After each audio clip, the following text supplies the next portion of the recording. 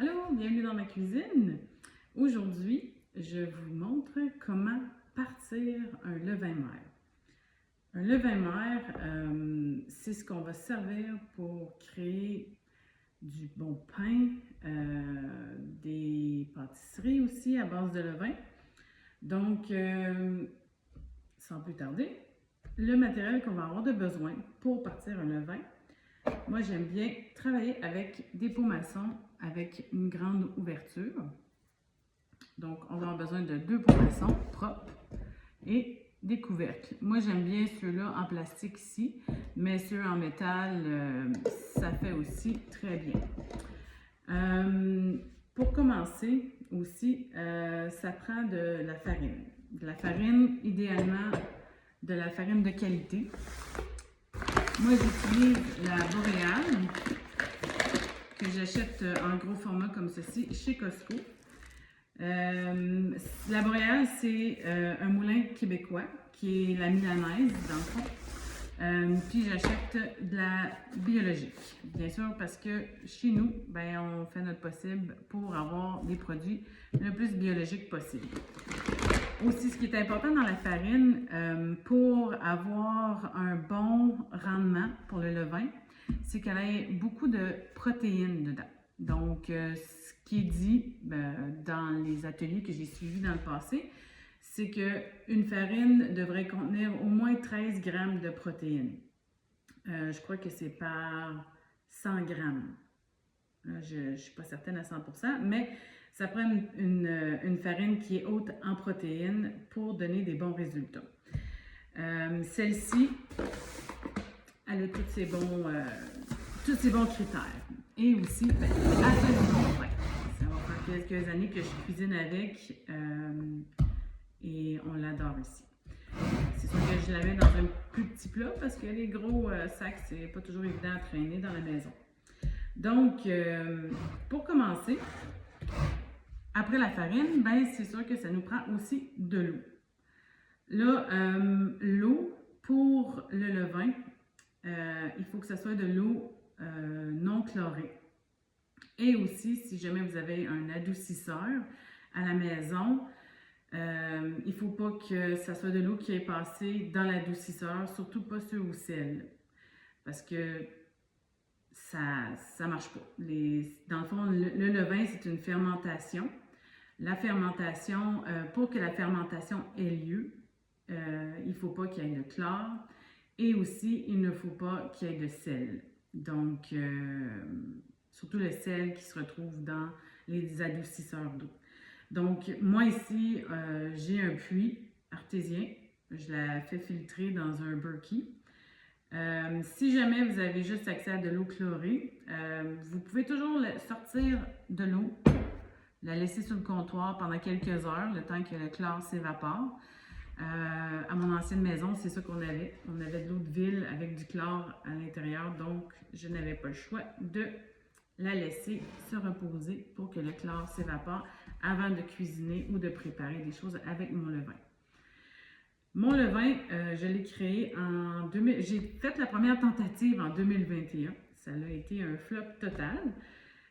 Par la suite, j'ai fait des recherches pour voir c'est où que j'avais fait des erreurs.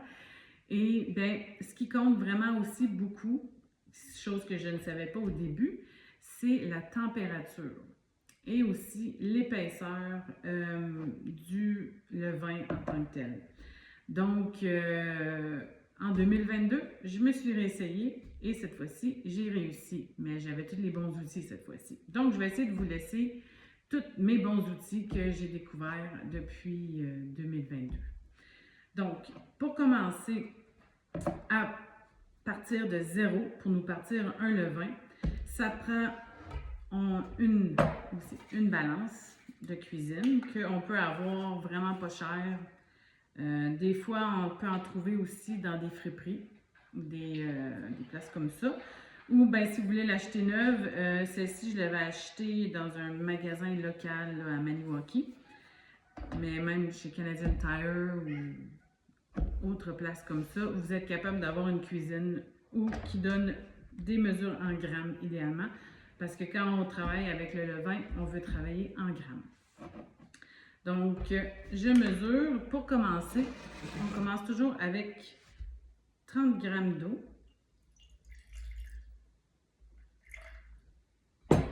Ensuite, on prend 30 grammes de farine.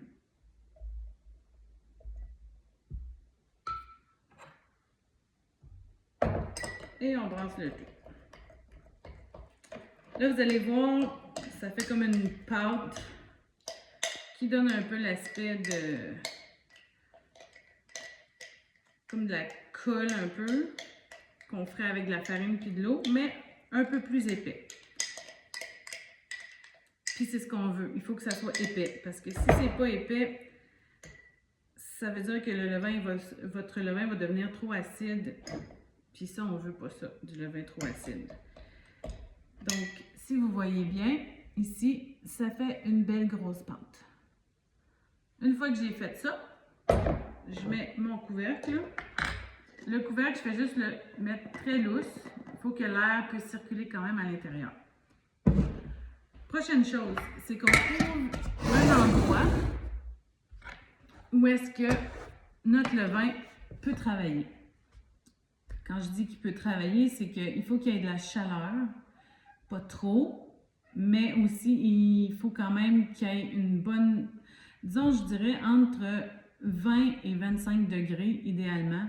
Ça serait de le laisser se reposer pendant 48 heures. Pendant les 48 heures que vous le laissez reposer, idéalement, c'est d'aller quelquefois le brasser un peu pour faire circuler l'air à l'intérieur. Une fois que le 48 heures est passé, on rajoute dans le même pot, à ce mélange-là, un autre 30 grammes d'eau et un autre 30 grammes de farine. Et pour aller chercher à nouveau la même consistance qu'il y a ici. C'est sûr que les premières fois qu'on va le nourrir, on n'aura pas de bulles. Ben, peut-être des fois ça peut en faire un petit peu, mais c'est très rare. Donc, une fois que on a remis 30 grammes d'eau et 30 grammes de farine, on doit le laisser reposer 24 heures. Après ces 24 heures-là, on prend 20 grammes de ce pot-là, le pot initial, où qu'on a fait notre mélange, que maintenant on est rendu à 60 grammes d'eau et 60 grammes de farine. Et on prend 20 grammes de celui-là, on le met dans un nouveau pot et on rajoute 20 grammes d'eau et 20 grammes de farine. On rebrasse pour que la consistance soit encore à nouveau, comme je vous ai montré tantôt. Il faut que ça reste toujours quand même très épais. On repose un autre 24 heures dans notre endroit où est-ce que c'est chaud. Et ensuite, on recommence. On recommence et on recommence. Ça peut prendre quelques jours avant qu'on voit de l'activité, comme on appelle. Ça veut dire qu'il va y avoir des bulles qui vont se former dans la pâte. Il va y avoir aussi, ça va augmenter, le niveau va augmenter. Dans le fond, ce qu'on vise, c'est que le niveau augmente, il faut que ça double, dans le fond. Une fois que ça l'a doublé, là, il faut faire des tests. Il faut être prêt à faire des tests, ça c'est sûr. Les premiers pains qu'on va faire, ça va être pas mal des pains plats, mais ils sont souvent comestibles pareil. Puis, pour ceux qui aiment expérimenter, ben c'est le fun, voir qu'on a créé un levain, puis que ce levain-là va éventuellement nous donner du bon pain.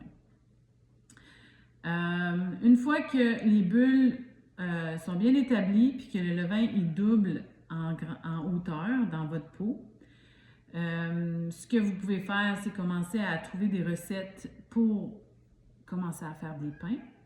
Sinon, vous pouvez aussi, ce qui est recommandé, c'est de continuer à le nourrir régulièrement, à tous les jours, avec 20 grammes d'eau, 20 grammes de levain, 20 grammes de farine.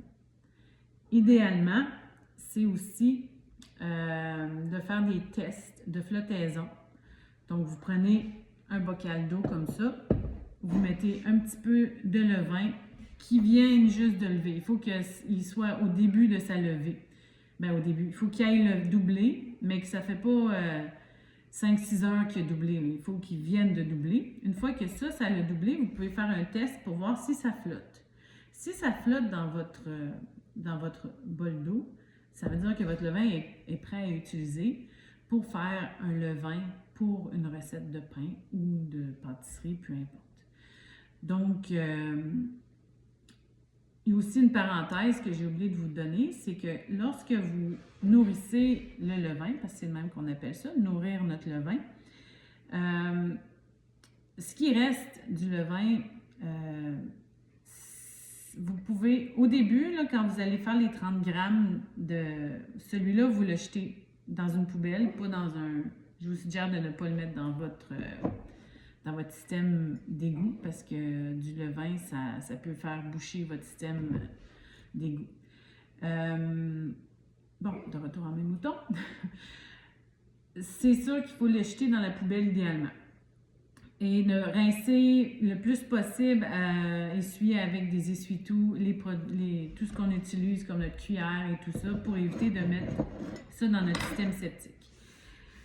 Moi ici, je me garde toujours un pot avec du restant de levain pendant la semaine quand je cuisine pas ou quand je le nourris, puis ce qui reste de ce que j'ai nourri, puis tout ce qui reste de ce que je me suis pas servi de mon levain pour mes recettes, je le rajoute dans un grand pot comme ça que je garde au frigo.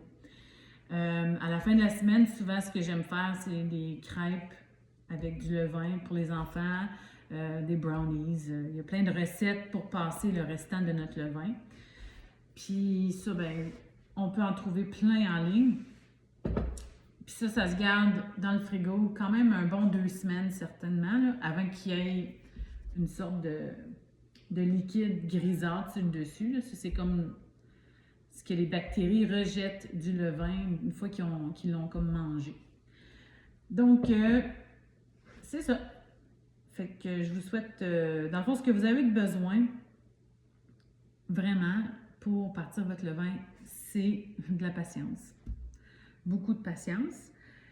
Et aussi, ben, si vous aimez vraiment expérimenter, je vous suggère de ne pas lâcher parce que c'est sûr que des fois, le premier ne fera pas l'affaire.